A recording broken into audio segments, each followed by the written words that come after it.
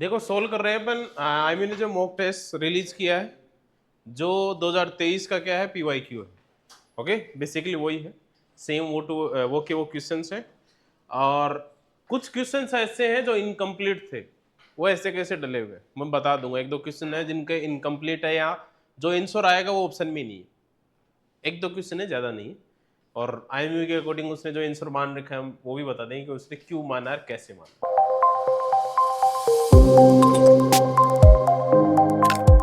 सारे chapter 12th के डले हुए 2023 में पूरा पेपर किससे आया था 12th क्लास से आया था। तो ये उम्मीद मत कर लेना कि ऐसा पैटर्न तुम्हें देखने को मिलेगा। ओके पैटर्न वही आएगा जो 11 12th का था 24-25 का था 11 12th कंप्लीट सिलेबस। ओके तो एज ए अपन अपनी तैयारी के अकॉर्डिंग देख लेते हैं कि अपनी तैयारी कैसी है। तो ओनली 12th का पार्ट है कौन कौन से चैप्टर से कौन से क्वेश्चन है वो डले हुए चैप्टर्स के अकॉर्डिंग। फर्स्ट क्वेश्चन पे चलते हैं। फर्स्ट क्वेश्चन अपने पास इफेक्टिव वोल्ट पूछी ऑफ द 60-40। एक चीज याद रखना जब भी आपको पावर दी हुई हो और सीरीज में सर्किट लगे हुए हो दो हैं सीरीज में लगे हैं पैरेलल में लगे हैं पावर की फॉर्मूले बताओ मुझे क्या होते हैं। V इक्वल टू क्या होता है बेटा V स्क्वायर बाई R के साथ। यदि पैरेलल में होगा तो V क्या होगा V कांस्टेंट होगा डिपेंड करेगा R पे और R इक्विवेलेंट निकालते हैं पैरेलल के लिए 1/R प्लस 1/। तो ये यदि मैं फॉर्मूला बनाऊंगा तो लिख सकता हूं V कांस्टेंट लिख लो 1/R मतलब पावर क्या होंगी ऐड सीधी P1 प्लस P2।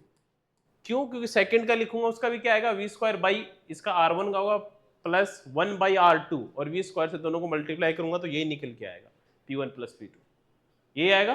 तो पैरेलल के लिए हमेशा पावर क्या करोगे ऐड करोगे और यदि किस में आ जाए सीरीज में तो क्या करोगे 1/P1 प्लस 1/P2। ओके तो यहां पैरेलल में तो दोनों ऐड कर दो 60-40 कितना हो गया 100। ओके हाँ कैपेसिटर जैसा करते हैं। A positively charged particle is released from the rest uniform electric field. The electric potential energy पूछा है एक पॉजिटिव चार्ज है पार्टिकल रिलीज हो रहा है फ्रॉम द रेस्ट से स्टार्ट हो रहा है। चार्ज पार्टिकुलर पॉजिटिव है मतलब उस पर चार्ज पॉजिटिव आप उसको इलेक्ट्रिक फील्ड में भेज रहे हो वो भी कौन से में यूनिफॉर्म इलेक्ट्रिक फील्ड में भेज रहे हो। तो कोई भी charge particle uniform electric field में जाएगा तो उस पर इलेक्ट्रिक फील्ड का इफेक्ट आएगा। इफेक्ट कैसे आएगा आपको इलेक्ट्रिक फील्ड की डायरेक्शन पता होनी चाहिए। तो इलेक्ट्रिक फील्ड की डायरेक्शन अपने को पता है कि पॉजिटिव टू क्या होती है नेगेटिव। यदि आप उसमें पॉजिटिव चार्ज भेजोगे तो वो क्या करेगा जैसे इधर इलेक्ट्रिक फील्ड और इधर ही पॉजिटिव चार्ज जा रहा है क्या होगा ये इलेक्ट्रिक फील्ड की डायरेक्शन है और ये अपना पॉजिटिव चार्ज का मोशन इधर है। ये पॉजिटिव टू नेगेटिव तुम्हें पता है ये पॉजिटिव पॉजिटिव को रिपेल करेगा नेगेटिव क्या करेगा इसको तो इसका मोशन बढ़ेगा इसकी एनर्जी बढ़ेगी। यहां पूछा है इसकी पोटेंशियल एनर्जी तो पोटेंशियल एनर्जी क्या होगी कम हो जाएगी। ठीक है जस्ट चार्ज अपोजिट होता तो अपन उल्टा बोलते थे समझ गए ना। तो इलेक्ट्रिक फील्ड में पॉजिटिव आ रहा है नेगेटिव आ रहा है उस पर डिपेंड करेगा उसकी एनर्जी इंक्रीज हो रही है डिक्रीज हो रही है। वो निकाल लोगे आप डायरेक्शन चार्ज देखोगे रिपल्सन अट्रैक्शन देखोगे। यदि same to same repulsion attraction आ रहा है तो तुम्हें फायदा देखने को मिलेगा। ठीक है तो सीधा से डिक्रीज हो जाएगी। Next which is the following correct about magnetic monopole. Monopole तुम्हें पता है एग्जिस्ट नहीं करता क्योंकि मैग्नेट हमेशा एग्जिस्ट करेगी डाइपोल में।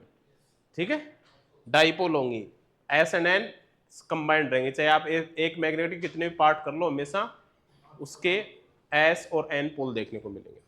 ठीक है नेक्स्ट क्वेश्चन है parallel plate capacitor charge V है बैटरी डिस्कनेक्टेड है प्लेट्स डिस्टेंस इंक्रीज। बताओ क्या था फॉर्मूला पैरेलल प्लेट का A epsilon naught by D D increase कर रहा है तो C क्या होगा डिक्रीज। D इंक्रीज हो रहा है तो C कैपेसिटेंस डिक्रीज होगा। देख रहे हो ना यहाँ से इनवर्स प्रोपोर्शनल। ओके पूछा है पोटेंशियल डिफरेंस बिटवीन V पूछा है तो V का फॉर्मूला क्या होता है Q बाई C ये फॉर्मूला होता है। बताओ C डिक्रीज हो रहा है तो V क्या होगा इंक्रीज। सीधे से फॉर्मूले लगाओ सोल्व करो। ओके नेक्स्ट क्वेश्चन देखो छोटे छोटे क्वेश्चन है छोटा छोटा concept. The effective voltage 60-40 lamps connected in series. अब सीरीज में आ गए बताओ अभी क्या बताया था, पैरेलल के लिए ये फॉर्मूला, सीरीज के लिए क्या होगा, तो 1/60 प्लस 1/40। अरे ये तुम निकाल भी सकते हो, कैसे निकाल सकते हो, P इज इक्वल टू, अब सीरीज में है, सीरीज में ऐसा कौन सा फॉर्मूला होता है जिसमें आर आए एक तो, और सीरीज में कांस्टेंट क्या है यहाँ पे, करंट, तो फॉर्मूला कौन सा यूज करोगे, आई स्क्वायर आर वाला यूज करोगे, तो आई कांस्टेंट रखो और आर के कंपैरिजन में यहाँ वैल्यू रखते जाओ, समझ गए। तो इफेक्टिव वोल्टेज कैसे निकालोगे, यहाँ 1/60 1/40 करोगे 24 आएगा, समझे। जैसे ये पैरेलल के लिए है, ये मत सोच लेना ये किसके लिए है, पैरेलल के लिए। सीरीज के लिए क्या होगा 1/p प्लस 1/, कैपेसिटर के जो फॉर्मूले होते हैं ना वैसे, तो 1/60 1/40 एलसीएम आएगा 120, और 2 + 1 3/3 नहीं 2 3 + 2 5/120 आएगा, उल्टा करोगे तो 120/5 24 ही आएगा, ठीक है। तो यहाँ फॉर्मूला कौन सा यूज होगा, 1/p = 1/p1 प्लस, सीरीज के लिए, पैरेलल के लिए p = p1 plus p2, simple सा कॉन्सेप्ट चल रहा है। Electric field at the point vary or not constant है, इंडिपेंडेंट और distance for electric field point vary as or not. अब ये ऑप्शन के अकॉर्डिंग जाओगे, तुम्हें पता है इलेक्ट्रिक फील्ड निकालना हो ए पॉइंट चार्ज के लिए, इलेक्ट्रिक फील्ड के लिए डिपेंड नहीं करता है, कांस्टेंट हो या डिपेंड नहीं कर रहा हो, किसके लिए नहीं करता बेटा, प्लेट इनफाइनाइट क्या होता है, σ/2ε, याद आ रहा है, इसमें आर नहीं आता तो ये डिपेंड नहीं कर रहा आर पर।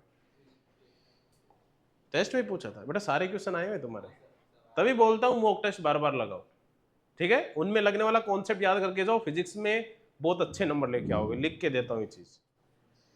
The primary origin of magnetism lie in, अब देखो मैग्नेटिज्म मैंने जब चैप्टर स्टार्ट किया था तभी बताया था, तुम केमिस्ट्री के अंदर पढ़ते हो कि अनपेड इलेक्ट्रॉन, कि उसके पास अनपेड इलेक्ट्रॉन है, उनकी स्पिन क्या है, उसके अकॉर्डिंग ही उसमें मैग्नेटिक इफेक्ट आता है। याद रखना हमेशा, किसी भी एक एटम के पास कितने अनपेड इलेक्ट्रॉन है, उसकी स्पिन क्या है, वही बताएगा उसमें मैग्नेटिक इफेक्ट क्या होगा, मैग्नेटाइजेशन उसका कैसा होगा। तो वो एटम करंट या इंटरसेनिक स्पिन ऑफ इलेक्ट्रॉन बताएंगे कि उसमें मैग्नेटिज्म कैसा होगा, या लाई करेगा कि नहीं लाई करेगा, ठीक है। अरे फॉर्मूला पढ़ते हो ना मैग्नेटिक मूवमेंट का, n √n n+2 वाला, याद आ रहा है कुछ केमिस्ट्री के अंदर, तो वही चीज है। एंगुलर मोमेंटम निकालना, स्पिन एंगुलर मोमेंटम निकालते हैं। तो आइडेंटिकल कैपेसिटर है अपने पास, charge V in parallel separated connected in series, +v and -v, ठीक है। विच इज ट्रू, पूछा है कि ट्रू कौन सा है, एनर्जी स्टोर इंक्रीज, एक का प्लस है दूसरे का माइनस है, दूसरा है पोटेंशियल डिफरेंस रिमेन कांस्टेंट, तीसरा potential difference between free plate is 2v and charge in free plates connected together are destroyed। अभी यह है टू आइडेंटिकल कैपेसिटर चार्ज है V in parallel। अब पैरेलल के लिए C क्या होता है, C = C1 + C2, दोनों एक दूसरे के पैरेलल में है, तो V निकालोगे, पोटेंशियल डिफरेंस निकालेंगे, तो अपने को क्या करना है, पोटेंशियल डिफरेंस निकालना पड़ेगा, V final minus V initial, या दूसरे का माइनस पहले का, तो एक का प्लस है दूसरे का माइनस है, तो मैं क्या करूंगा, V - -V, ऐसे तो निकालूंगा, तो कितना आएगा, V - होके क्या बन जाएगा, 2V बन जाएगा, ठीक है। तो अक्रॉस प्लेट में जाओगे तो अपने पास क्या बनेगा, 2V बनेगा। अरे ये समझ में आया ना, अच्छी बात। नेक्स्ट क्वेश्चन पे चलो। In the region potential represent, okay, potential V की इक्वेशन दी हुई है अपने पास, 6x - 8xy - 8y + 6yz, okay, 3D के अंदर है बेटा, x y z तीनों फंक्शन है। In meters and electric force निकाला, इलेक्ट्रिक फोर्स का फॉर्मूला बताओ, फोर्स, अरे electric force, electrostatic force F = QE, जो पढ़ते हो आप, तो V से आपको कहां जाना पड़ेगा बेसिकली, अरे V दिया हुआ है तो तुम्हें E चाहिए, मतलब पोटेंशियल दिया हुआ तो इलेक्ट्रिक फील्ड चाहिए, ठीक है। Experience by A charge 2 coulomb, situation at the point 111 पूछा है, क्या फोर्स होगा, मतलब Q की वैल्यू कितनी दे रखी है बेटा, अरे Q की वैल्यू कितनी दे रखी है, 2 कूलम, और E अपने को यहां से निकालना है। तो अपने एक रिलेशन पढ़ा था E एंड V में, क्या था बेटा, E = माइनस का ग्रेडियंट V, ग्रेडियंट का मतलब क्या था, d/dx, i कैप जो वी एक्स का फंक्शन है plus d by d y V y j के plus d by d z V z k का, ये तो थे। तो मतलब जो अपने पास इक्वेशन दे रखी है, यदि मैं यहां से ई एक्स निकालू, ई एक्स निकालूंगा तो क्या आएगा बताओ, डीवी बाई डी एक्स, और ये एक्स का ही फंक्शन होना चाहिए। एक्स का फंक्शन क्या है यहाँ पे, या पूरे को डी वाई डी एक्स कर लो, एक ही बात होती है। यहां करूंगा मैं डी वाई डी एक्स का, क्या आएगा 6, आगे इसका क्या आएगा माइनस का 8y, अरे यही आएगा ये x। सेम टू सेम मैं क्या निकालूंगा बेटा, ई वाई क्या आएगा,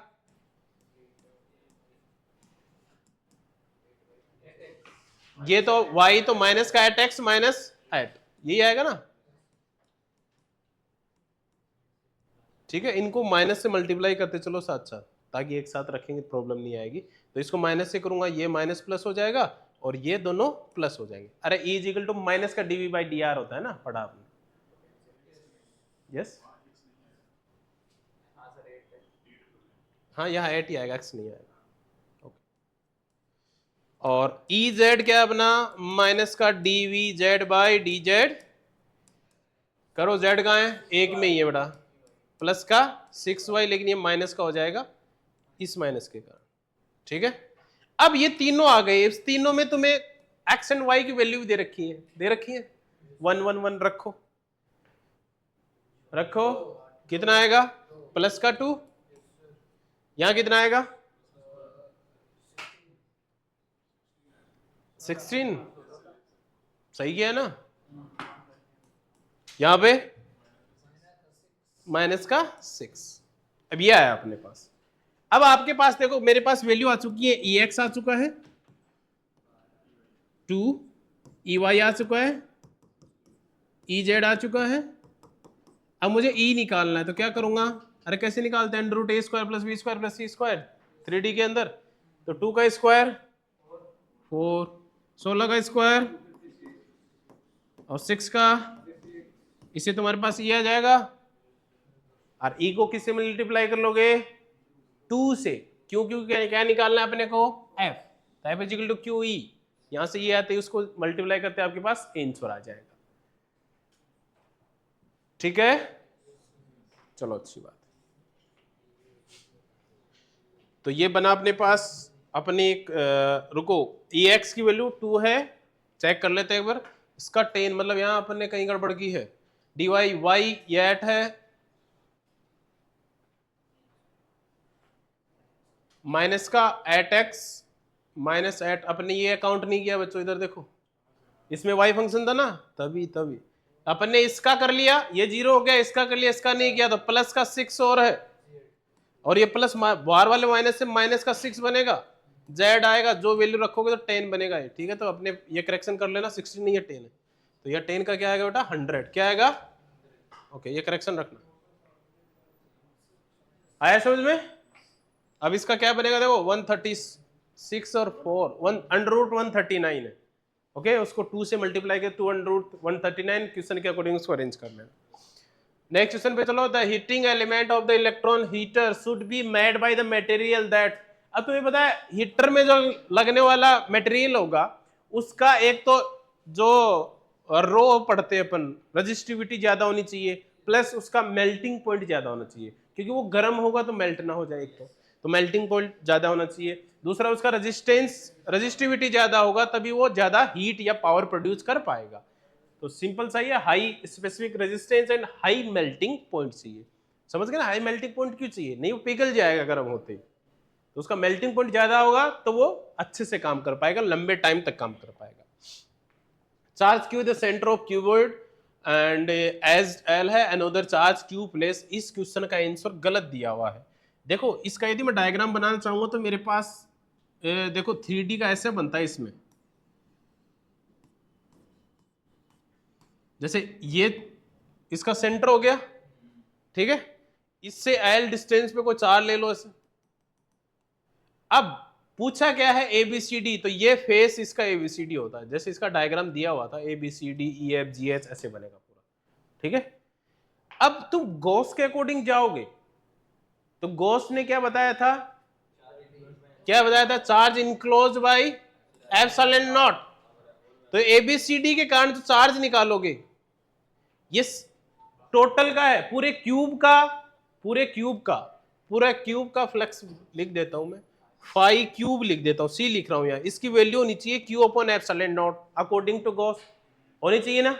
यहां अपने पास कितनी साइड है, कितनी साइड है,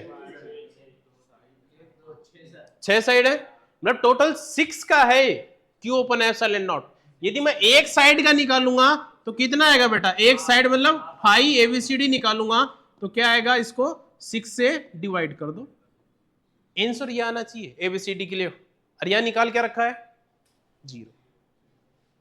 ओके, वो क्यों निकाल रखा है वो तो आपका एम ही बताएगा, बाकी मैंने आंसर में लिख रखा है इधर, डाउट ना आए। नहीं, क्या होगा, क्यू अपॉन 6 एप्सिलॉन नॉट होगा, समझे। 0 कब होगा, यदि कोई बाहर कोई चार्ज लेके अपन उसी को भी कंसिडर कर ले तो एक दूसरे को कैंसिल आउट कर जाएंगे। बेटा साइड कितनी है, एक क्यूब की साइड नहीं तो सब में बराबर डिवाइड होगा ना, क्यूब है हर साइड इक्वल है, बराबर डिवाइड, इसलिए क्यूब हाँ 1/6 हो जाएगा। Next question, two small spheres carry charge q place the r meter apart. If the one sphere taken around the another circular path of the radius r, the work done क्या होगा। अरे क्या बन रहा है, स्मॉल स्फीयर है, Q R place the r meter apart है, one sphere taken around the other circular path, equipotential surface बना रहे हैं।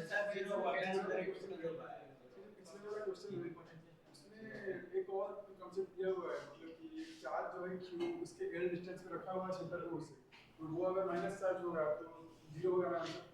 वो यदि चार्ज आप इक्वल एल बाई इधर L/2 पे दोनों चार्ज रख दोगे ना तब 0 होगा।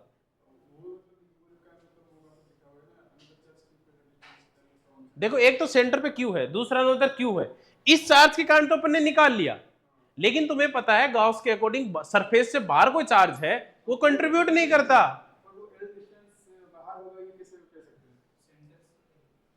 क्या बोल रहे हो, वो तो मतलब जो एल डिस्टेंस लिखा हुआ है वो एल बाहर कैसे हो सकता है, अंदर तो हो सकता है। सेंटर से एल लिया, अगर एज से एल लेता तो अरे तो यहां से एल का ये मानोगे तो ये एल से बाहर चला जाएगा, तो इसका 0 मैंने बताया ना, यदि 0 कंसीडर करोगे क्योंकि इसमें ये ऑप्शन नहीं है तो इसका 0 कंसीडर कैसे हो सकता है, जो बाहर वाला चार्ज लिया है उसको भी कंट्रीब्यूट करवाओ तो अंदर वाला चार्ज बाहर वाले चार्ज के एक दूसरे को फ्लक्स को कैंसिल आउट कर देंगे, इसलिए 0 बन जाएगा, समझे। हाँ यहां थे अपन, तो यहाँ इक्विपोटेंशियल सरफेस बन रही है, इक्विपोटेंशियल सरफेस का तुम्हें पता है वर्क डन क्या होता है जी।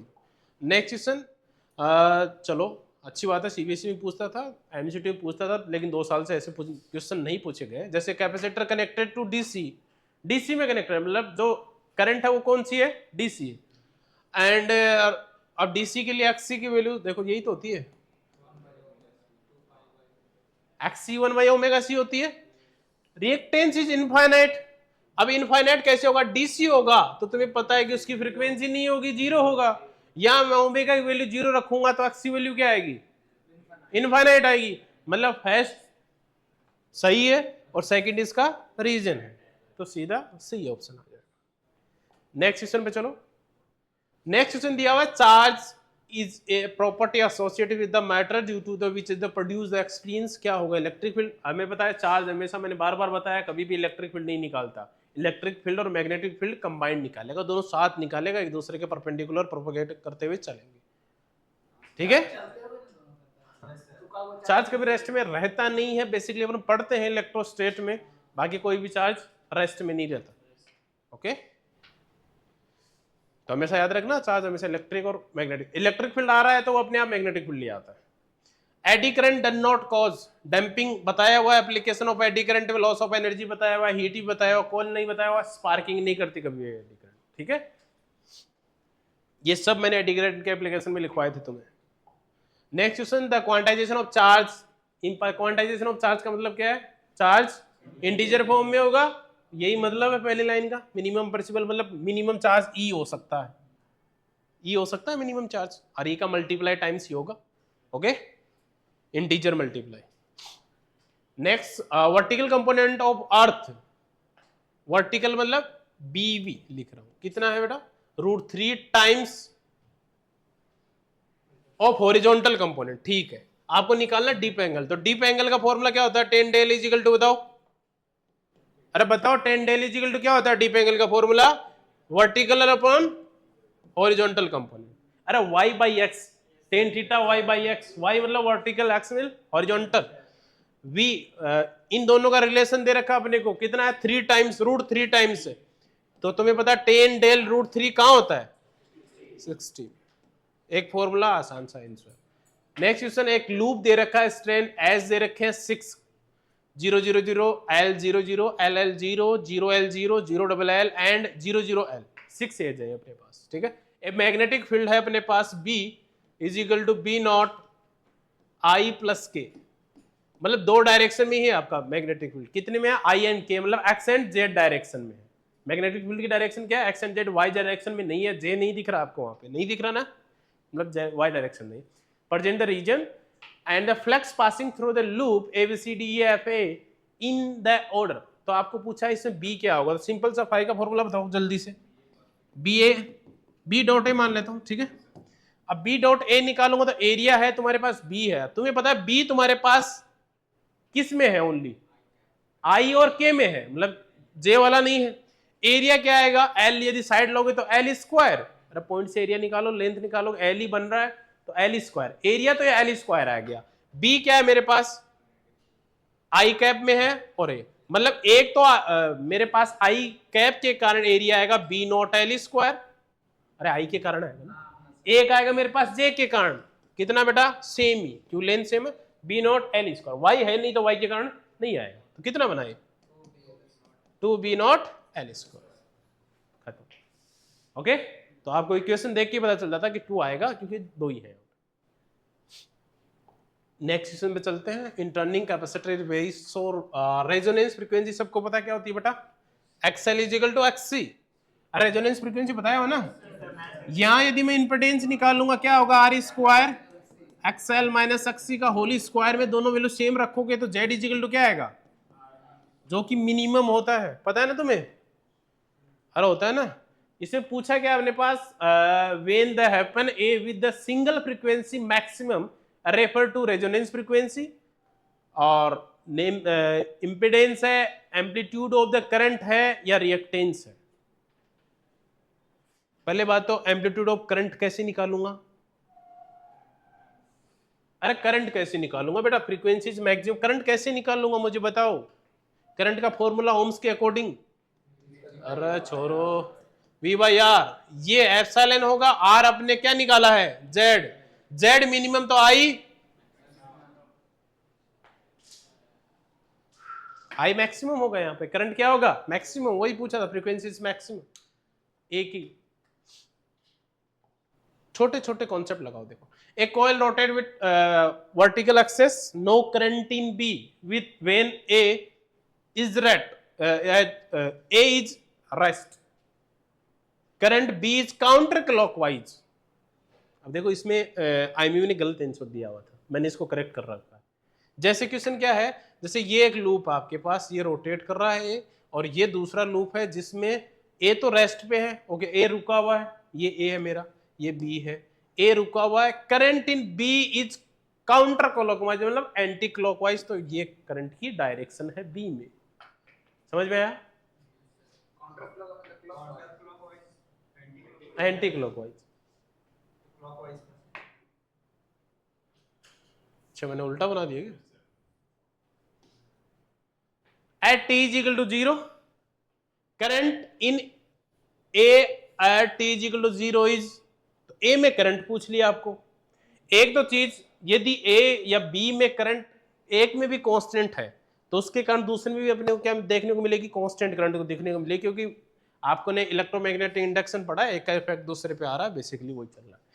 अब इसमें करंट की डायरेक्शन ये है, तो इंड्यूस दूसरे करंट की डायरेक्शन क्या आएगी, अरे इंड्यूस, मेरे को बताओ, एक लूप में क्लॉकवाइज डायरेक्शन है या एंटी क्लॉकवाइज डायरेक्शन है, उसके कारण इंड्यूस करंट की डायरेक्शन अपन एप्सिलॉन निकालते हैं, माइनस लगा के हैं d∅dt, वो माइनस बताता है कि इंड्यूस करंट की डायरेक्शन हमेशा अपोजिट होती है। तो यहां यदि क्लॉकवाइज है, एंटी क्लॉकवाइज है, तो यहां क्या होगी? क्लॉकवाइज। तो यहां क्या होगी? क्लॉकवाइज। समझ गए? तो कांस्टेंट करंट क्लॉकवाइज। समझे? सर इसमें ये कॉइल मूव किधर कर रहा है? दूर जा रहा है, सामने आ रहा है? जरूरत नहीं है इसको कराने की। यहां तो इसमें करंट पास हो रहा है, उसी से इफेक्ट इस पे आ रहा है। समझ गए? वहां दे रखा था इसमें काउंटर क्लॉकवाइज डायरेक्शन थी, जो कि गलत थी। ओके, ये मैंने करेक्ट कर दिया था पहले। In a parallel plate capacitor the capacitance increase कब होगा? फॉर्मूला क्या था पैरेलल प्लेट कैपेसिटर का बेटा? अब देखो ये छोटे छोटे फॉर्मूले, पहले डी वाले पे, अब एरिया बढ़ेगा तो बढ़ेगा, बात खत्म। इतने छोटे छोटे question. The resonance frequency impedance, resonance frequency का फॉर्मूला क्या था बेटा? ये इंपेडेंस पूछा है। क्या पूछा है? इंपेडेंस। अभी निकाला था। जेड इज इक्वल टू क्या था? रेजोनेंस का मतलब एक्सएल और एक्ससी को दोनों की इक्वल कर दो, जेड इज इक्वल टू क्या आ जाएगा? आर आ जाएगा। देखो कितने छोटे छोटे क्वेश्चन है, ये 50 क्वेश्चन 15 मिनट लगते हैं maximum. The electric field inside a spherical shell is uniform surface charge density क्या होगी? 0। क्यों? Okay, inside electric field 0। Which is the following has a low value in ferrite? Low value क्या होगी? अरे सबसे कम value किसकी होगी फेरिट में? मैग्नेटिक मटेरियल पढ़ते हो, आपको पता है, जैसे काई वगैरह पढ़े थे अपन ने, परमेबिलिटी भी पढ़ी थी अपन ने। परमेबिलिटी से अपन गए थे सीधा मैग्नेटिक सब्सिबिलिटी पे भी गए थे, और मैग्नेटिक सब्सिबिलिटी ज्यादा होगी तो इलेक्ट्रिक कंडक्टिविटी कम होगी। ठीक है, ये रिलेशन याद भी रखना।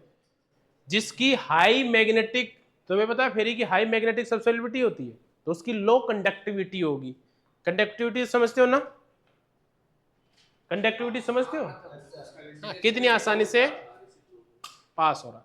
इन high altitude colourful curtains of light, ये देखा आपने कई बार कि आसमान नीला दिखाई दे रहा है, या आपने देखा होगा, अपने तो नहीं दिखता है, लेकिन कुछ एरिया ऐसे हैं जहां आसमान में अलग अलग कलर दिखते हैं आपको। किसकी वजह से दिखते हैं बेटा? सन की वजह से। ठीक है, अर्थ का मैग्नेटिक फील्ड है ना, वो इफेक्ट डालता है। तो देखो दूसरा देखा, हाई एनर्जी चार्ज पार्टिकल आते हैं सन से, deflect to polar region by earth magnetic field. तो जब मैंने मैग्नेटिक वाला चैप्टर पढ़ाया था तब भी ये चीज तुम्हें बताई थी मैंने।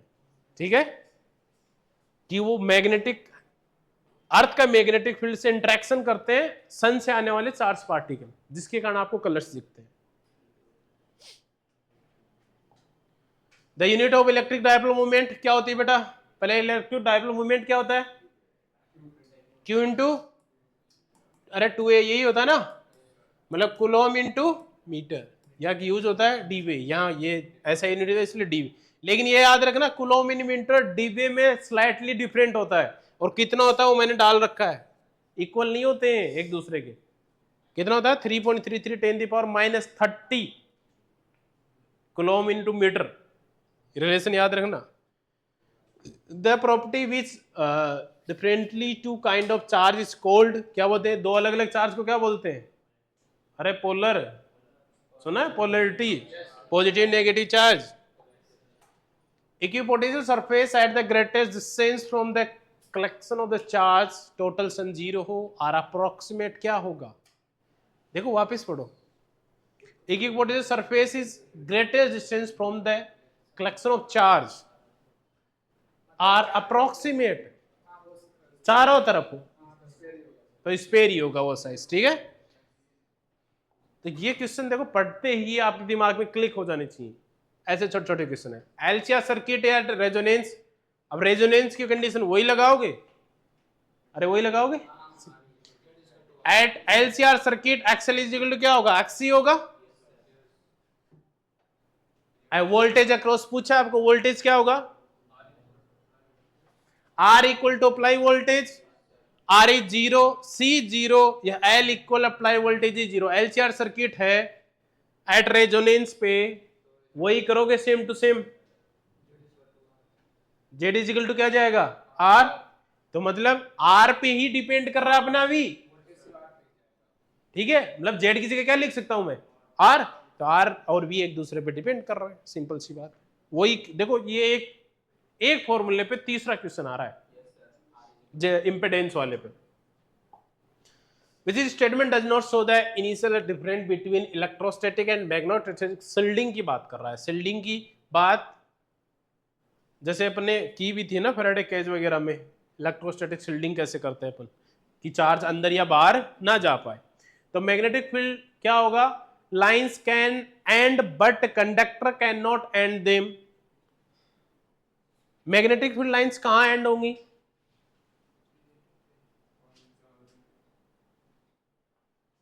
पहले तो डज नॉट शो दिखा नहीं रहा है, मतलब रॉन्ग स्टेटमेंट ढूंढना है। पहला स्टेटमेंट पढ़ो, cell the high probability can drive magnetic field lines are interior, electrostatic field line can end on the charge and conductor have freely charge. Third पे और फोर्थ पे चलो, line of magnetic field can not end at any material and perfect shielding is not possible. Perfect shielding तो possible नहीं है, क्यों perfectly and नहीं हो सकती। अरे मैग्नेटिक फील्ड लाइन एक निकल के दूसरी जगह जा रही हैं, जैसे अपने अर्थ पे भी क्या करती है, अर्थ का मैग्नेटिक फील्ड है जो शील्ड बनाता है उसको, वो फिल्टर का काम कर रहा है, प्रॉपर चीजें नहीं रोक रहा, क्या करता है, फिल्टर का काम करता है। तो फर्स्ट सेकंड एंड फोर्थ तीनों लाई करेंगे, छोड़ के किसको, थर्ड को। समझ में आए, समझ में आया। और बात यह है थ्योरेटिकल पार्ट है ना, थोड़ा रिपीट ज्यादा करना, न्यूमेरिकल होने में चांसेस होते हैं, थ्योरेटिकल पार्ट के गलत होने के चांसेस ज्यादा होते हैं। नेक्स्ट क्वेश्चन है एंगल ऑफ डीप, देखो वापिस आ गया डीप एंगल पे, क्या फॉर्मूला था, tan theta is equal to BV by BH। अब BV बाई BH पूछा है horizontal component of, where horizontal component of earth equal to vertical, BH और V दोनों इक्वल हो गए, तो tan del is equal to formula था BV बाई, दोनों की वैल्यू इक्वल मतलब 1, तो tan डेल 1 कहां पे होता है बेटा, 45। Next question, what happened when the glass rod is rubbed, पता है सबको, क्या हो जाएगा, give electron to silk, silk पे इलेक्ट्रॉन चले जाएंगे, ग्लास रोड पे क्या जाएगा, पॉजिटिव चार्ज। द डायमेंशन, अब फ्लेक्स का फॉर्मूला, डायमेंशन मेरे टेस्ट में भी बार बार पूछा है, ठीक है, BA से निकाल लो, उससे भी आ जाएगा, एरिया वाले से भी, तो अपने पास एक से भी आ सकता है, लेकिन B का भी चाहिएगा आपको। B का कैसे निकालोगे, B का क्या होता है पहले ये बता दो, चलो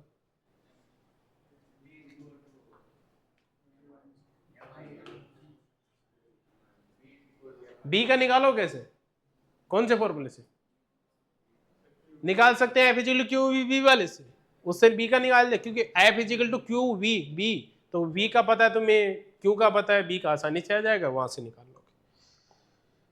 तो फॉर्मूले एक नहीं 2-3 फॉर्मूले रखना जिससे आसानी से निकल सके, उससे निकाल लेना। और याद रखना फ्लक्स एंड इक्वल पोटेंशियल दोनों पूछे हुए हैं, फ्लक्स का भी पूछा हुआ है, पोटेंशियल का, इलेक्ट्रिक पोटेंशियल की भी डायमेंशन पूछी हुई। तो जो चैप्टर पे जो भी डायमेंशन है याद रखोगे तो तुम्हारे लिए बहुत अच्छा होगा, बाकी फॉर्मूले से निकाल ही लोगे।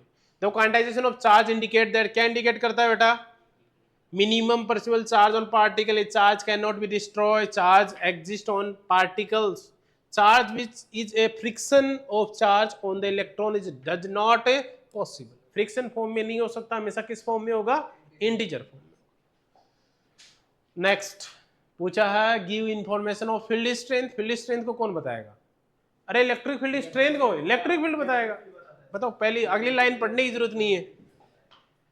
And EMF produce in the coil not connected to external source is, this is not due to, क्या पूछा, देखो EMF है ना, it's produce in a coil not connected to external source, किसी एक्सटर्नल सोर्स से कनेक्टेड नहीं है वो, और उसमें EMF है, क्या होगा, the coil being the time vary magnetic field, time being मतलब मैग्नेटिक फील्ड चेंज हो रहा है टाइम के रेस्पेक्ट में। दूसरा द कोयल, अब देखो नोट कनेक्टेड है, ये भी याद रखना, the coil moving in the time vary magnetic field, the coil moving in constant magnetic field, the coil stationary in external spherically varying field with does not change with time.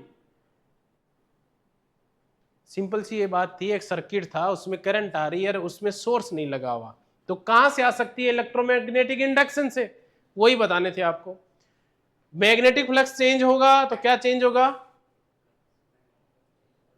Flux change होगा तो induce EMF minus d∅ by dt, उसमें EMF आ जाएगा, ठीक है, वही concept लगाया सीधा सीधा। नेक्स्ट क्वेश्चन है temperature coefficient of resistance, alpha है, टेम्परेचर है और आर। तो क्या फॉर्मूला था आर का? R final is equal to R initial 1 plus alpha, एक याद रखना इसको केल्विन में कर लेना सेल्सियस को, ठीक है 273।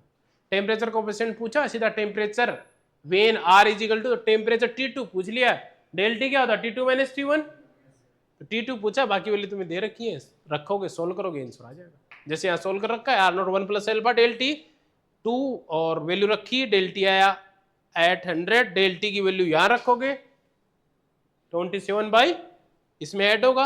अब इसको किस में चेंज करना है? केल्विन में। केल्विन में कैसे चेंज करोगे? तो सीधा बन जाएगा अपने पास, तो अप्रोक्सीमेट यही आएगा 1127 केल्विन। एक सिंपल सा फॉर्मूला लगाना था, R final is equal to R initial 1 plus alpha del T. The object is positively charge, theoretically positively charge हो रहा है, थ्योरेटिकली इट्स मास क्या होगा? क्यों? इलेक्ट्रॉन निकल के गया है, मतलब इलेक्ट्रॉन का मास निकल के गया है। ओके, तो किसी पे पॉजिटिव चार्ज आ रहा है मतलब उससे इलेक्ट्रॉन निकल के जा रहा है, इलेक्ट्रॉन निकल के जा रहा है तो इलेक्ट्रॉन जा रहा है तो वो अपना मास भी लेके जा रहा है ना, तो वो मास उससे थोड़ा कम हो जाता है। और वो कितना कम होगा? जो इलेक्ट्रॉन का मास होगा। Which quantity is not used to specify the earth magnetic field? कौन सा है? अर्थ फील्ड 3 इंडिपेंडेंट क्वांटिटी है, एक तो हॉरिजॉन्टल कंपोनेंट, एक मैग्नेटिक डिक्लिनेशन एंगल थीटा पड़ा था अपने, एक मैग्नेटिक डीप था del, BV is derivable from the B H and del, not in independent quantity. देखो which quantity is not use to specify the earth magnetic field, इसका मतलब क्या है क्वेश्चन का? अरे याद रखना, थ्योरेटिकल क्वेश्चन तुम्हें परेशान करेंगे, खासकर मैग्नेट वाला जो अर्थ है, लाइक मैग्नेट पढ़ाया था ना, क्योंकि उसमें सारा थ्योरेटिकल पार्ट है। तो यहां दे रखा वे which quantity is not use, नहीं यूज होगी इस अर्थ के मैग्नेटिक फील्ड को डिफाइन करने के लिए। तो याद रखना मैग्नेटिक फील्ड को डिफाइन करता है उसका हॉरिजॉन्टल कंपोनेंट, कितने एंगल, डीप एंगल जो होता है वो, प्लस उसका इंक्लिनेशन एंगल क्या है, ठीक है, थीटा क्या, उस पर डिफाइन होगा। समझ गए? हॉरिजॉन्टल कंपोनेंट उसका अर्थ के मैग्नेटिक फील्ड को डिफाइन नहीं करता, स्पेसिफाई नहीं करता। The permeability of the paramagnetic substance पूछा। अब ये जो मैंने चार्ट बनाया था पैरा फेरो डाई का, उसमें लिखवाई थी, एक एक पॉइंट लिखवाया गया है, क्या होगी?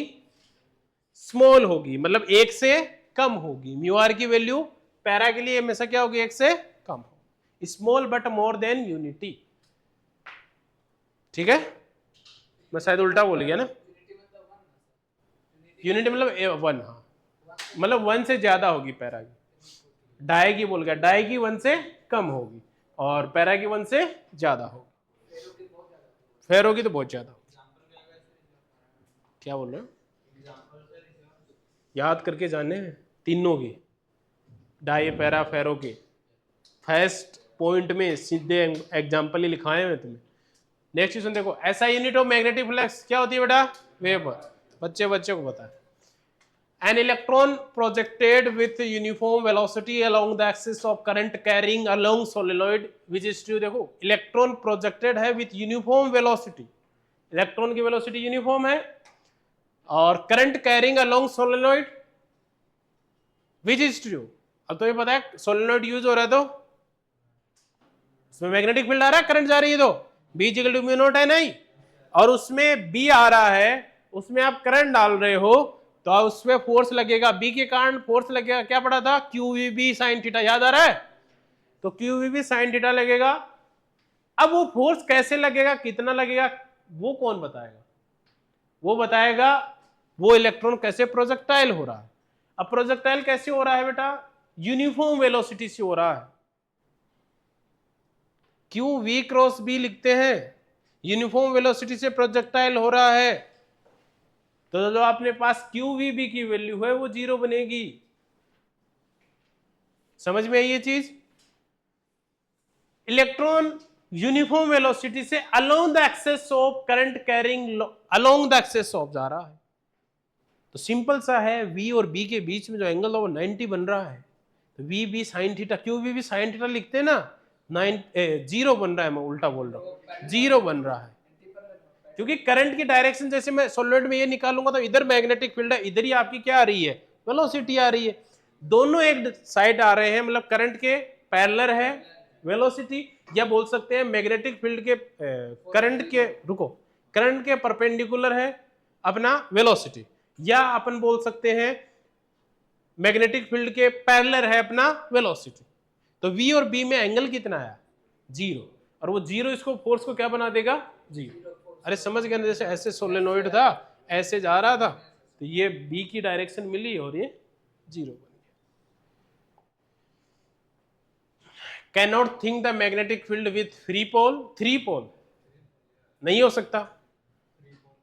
ए bar magnet exert torque on the itself, ये तो गलती हो गई ना, इटसेल्फ, किसी बार मैग्नेट अपने खुद के मैग्नेटिक फील्ड के कारण ही टॉर्क लग रहा हो उस पर, नहीं। आपने देखा होगा अपने बार मैग्नेट को एक्सटर्नल मैग्नेटिक फील्ड में रखते हैं तब टॉर्क पड़ता है, तो वो एक्सटर्नल आता है, उसका खुद का नहीं होता। तो सेकंड वाला पॉइंट ही गलत हो गया। ओके, ओनली फर्स्ट सही है, सेकंड आर वाला गलत। In LCR series AC circuit the current, LCR का पूछ रहा है, करंट लीड करेगी, अरे एलसीआर बोल रहा है, एलसीआर उसमें पाथ डिफरेंट +/2 भी होता है, माइनस भी होता है, 0 भी होता है, तो आप उसमें नहीं बता सकते कि कौन लीड कर रहा है कौन नहीं कर रहा, उसके लिए कुछ कंडीशन देनी होंगी आपको, फिर समझे, ऐसे नहीं बता सकते। तो ऐसे तीनों पॉइंट अपन नहीं बता सकते एलसीआर के लिए जब तक आपके पास कोई एक्स्ट्रा कंडीशन नहीं हो। तो मैंने देखो आंसर में यही डाला था, LCR series circuit but phase is current depend किस पे करेगा, एक्सएल और मतलब एल और सी पे डिपेंड कर रहा है बेसिकली। ओके, यदि एल एक्सएल की वैल्यू ज्यादा होगी तो करंट लैग करेगा, और एक्ससी की वैल्यू ज्यादा होगी तो करंट लीड करेगा। ठीक है, तो आपको एक रिलेशन देना चाहिए था यहाँ, जो नहीं दिया हुआ था तो आप नन ऑफ दिस ही करोगे सीधा। ओके, हाँ, एलसी सर्किट होता तब बताते, आरसी सर्किट होता तब बताते। ठीक है, capacitor has the capacitance C है and reactance X है। If both capacitance and frequency become double, reactance का फॉर्मूला बताइए बच्चों, 1/ωc, ओमेगा क्या होता है 2πf, तो 2πfc। अब क्या कर रहा है कि किस किस को बढ़ा रहा है, F एंड C को डबल कर रहा है ना बहुत, तो ये दोनों डबल डबल होंगे तो 4 टाइम्स हो गया, तो 1/4 2πfc हो गया, मतलब 1/4 हो जाएगा आपका जो है, तो x/4 हो गया। सिंपल सा है, एक फॉर्मूला याद होना चाहिए था 1/ωc वाला। नेक्स्ट क्वेश्चन पे चलते हैं। At resonance frequency the current amplitude in series LCR circuit, resonance frequency है करंट, अभी बताया था ना, आई का फॉर्मूला क्या आएगा, जेड आता है, और जेड इक्वल हो जाता है आर के, जो कि मिनिमम वैल्यू है आर की, आर मिनिमम, तो करंट क्या है यहाँ पे मैक्सिमम आएगा आपके पास। ठीक है, और इस चौथा पांचवा क्वेश्चन आ रहा है जो 2023 का पेपर था अपने पास, which is not correct about cyclotron. Cyclotron क्या है, चार्ज पार्टिकल को बढ़ाता है, उनकी वेलोसिटी बढ़ाता है और हाफ सर्किल देता है उसको। तो charge particle the ions are cyclone can move at any arbitrary path, it accelerate charge particle to high energy, time for 1 revolution ion depend नहीं करता वेलोसिटी एंड स्पीड पे, ये तो एंड यूज, तुम्हें पता है वेलोसिटी टाइम तो कम ही होगा, वेलोसिटी बढ़ेगी तो, अरे तेज चलेगा तो टाइम कम लगेगा ना। And use both electric magnetic field are increase energy, दोनों करते हैं इंक्रीज एनर्जी। तो नोट वाला बताना था, सिंपल यही होगा। ठीक है, ये बता रहा है कि ions are cyclone can move of any path में नहीं चलते, हाफ सर्किल पाथ में चलते हैं। देखो सर्किल हाफ आप करके वो अपनी रेडियस बढ़ाता है, रेडियस से उसकी वेलोसिटी बढ़ती है, वेलोसिटी से उसकी एनर्जी बढ़ती है, और एक हाई वेलोसिटी पे पहुंचने के बाद अपने उसको टारगेट कर देते हैं चार्ज पार्टिकल। ठीक है, तो सेमी सर्कुलर पाथ चलता है, ऐसे नहीं चलता। नेक्स्ट क्वेश्चन आता है, इसमें भी आंसर गलत दिया हुआ था, इसमें 2cv² दिया हुआ था, IMCT ने गलत आंसर दिया हुआ था, फिर मैंने इसको वापस करेक्ट किया था। 2 स्फेरिकल कंडक्टर है, कैपेसिटेंस C है, चार्ज V एंड -V है, कनेक्टेड इन द फाइनल, वही है, क्या बताना है, लॉस ऑफ एनर्जी V के कारण ½ CV² आएगी। अरे लॉस एनर्जी या गेन एनर्जी कैपेसिटर के लिए बता रखा है, दोनों 50-50 होती हैं, दोनों के लिए एक ही फॉर्मूले आते हैं। और दूसरे के लिए क्या आएगी, हाफ सी वी स्क्वायर, दोनों को ऐड करोगे क्या आ जाएगा, अरे half C V square add होकर क्या बनेगा बस, तो लॉस ऑफ एनर्जी कितनी आ जाएगी, सी वी स्क्वायर। नेक्स्ट क्वेश्चन है अपने पास, क्यू दिया रखा है। ये क्वेश्चन बेटा हर साल पूछते हैं, इस टाइप के क्वेश्चन याद रखना है कि इक्वेशन दे देंगे, उसका डेरिवेटिव या इंटीग्रेशन करा के तुम्हें चार्ज या करंट पूछ लेते हैं। यहाँ दे रखा है करंट पूछा है, तो करंट का फॉर्मूला क्या होता है बेटा, डी क्यू बाई, अब क्यू दे रखा है टी के रेस्पेक्ट में करो, ये अल्फा है तो ये अल्फा प्लस ये 12 बीटा टी स्क्वायर है, तो 24 बीटा हो गया, 2t टी स्क्वायर, टी भी तो आएगा साथ, एंड 16 गामा टी क्यूब, तो 3 से मल्टीप्लाई करो कितना आएगा 48 गामा टी स्क्वायर, कर लिया अपने। देन द करंट आई, अब वैल्यू रखनी पड़ेगी किसकी, देखो कहां पूछा है, vary with time as where alpha beta given, then the initial current, initial वाला टाइम क्या रखना है 0, टी इज इक्वल टू 0 रखो, क्या बचा, कुछ नहीं बचा, एक यही बचा, तो I is equal to only क्या बचा, इनिशियल की वजह से टी क्या रख दिया अपन ने 0। समझ में आ गया। Next question, which property correct so the ferromagnetic substance temperature पे क्या डिपेंड करते हैं, करते हैं क्यूरी टेम्परेचर, पढ़ा था ना क्यूरी टेम्परेचर, ऐसा टेम्परेचर जिस पे फेरो के पैरा की तरह बिहेव करने लग जाए, मतलब C/T, हाँ प्रोपोर्शनल 1/T, ठीक है। तो तुम्हें पता है टेम्परेचर पे डिपेंड करेगा, टेम्परेचर जैसे जैसे बढ़ाओगे वैसे वैसे उसकी मैग्नेटिक प्रॉपर्टी लॉस होती जाती है, ठीक है। शायद हो गए 50 क्वेश्चन थे, और बेस्ट ऑफ लक एग्जाम के लिए। बाकी और कोई भी डाउट हो तो मुझे पूछते रहना, ऑनलाइन वालों को पूछना हो तो कमेंट वगैरह डाल देना, बता दो, ओके।